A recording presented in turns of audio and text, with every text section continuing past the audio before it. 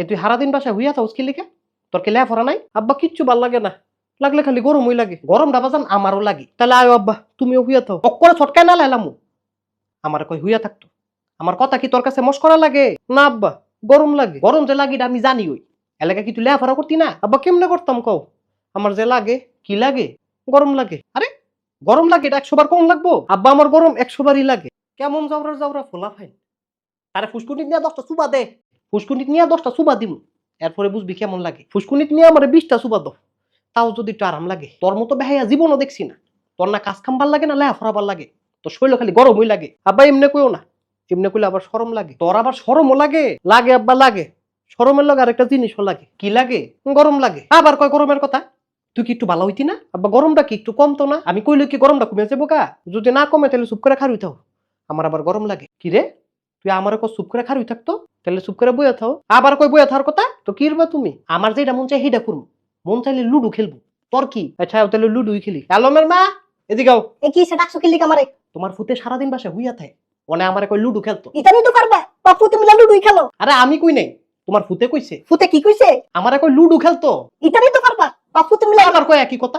তোমারে কই কি আর তুমি বুঝো কি? বুঝো কি? সারাদিন তো আমি রান্দি, এটা তুমি কিলো তোমার ফুতে গিলে, তুমি কিলো তোমার ফুতে গিলে। আরে গিলাগিলির কথা বাদ দাও না, অনে তোমার ফুতেরে কিছু কও। তোমার ফুতেরে তুমি কও, সারাদিন তো আমি রান্দি, এটা তুমি কিলো। আবার একই কথা বারবার কয়। তুমি কি আমার কথাটা বুঝো না? দেখছো ফুট, তোর বাপে মনে কি কেমনে কথা কয়? আব্বা এমনি কথা কটা তোমার উচিত হইছে না? একটা চটকনা দিমু, ফাকনা ফাকনা কথা কয়।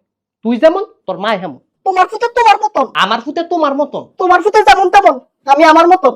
আমারে এত অপছন্দ করে তারা, তাহলে আমি কার মতন? তুই তোর দাদির বাড়ি স্বভাবটা পাইছো। জি না, তুই তোর নানির বাড়ির স্বভাবটা পাইছো। খবরদার আমার বাড়ি লয়ে কথা কইবা না। আমার বাড়ি লয়ে কইলে আমিও ছাড়তাম না। হ্যালো, এই দিক তো শুধু কইয়ালা তুমি তোমার বাড়ি লয়ে থাও, আমি যাবো আমার মার ভাই, তার কাছে গিয়ে বিষয় তুমি আমারে কষ্ট দেয়। আব্বা লুডু খেলবা? তো লুডু আমি দেখাইতেছি। কালকের থেকে তোমার ঈদের ছুটি। এই যে কিছু বাড়ি কাজ দিলাম, এগুলো কইরা রাখবা।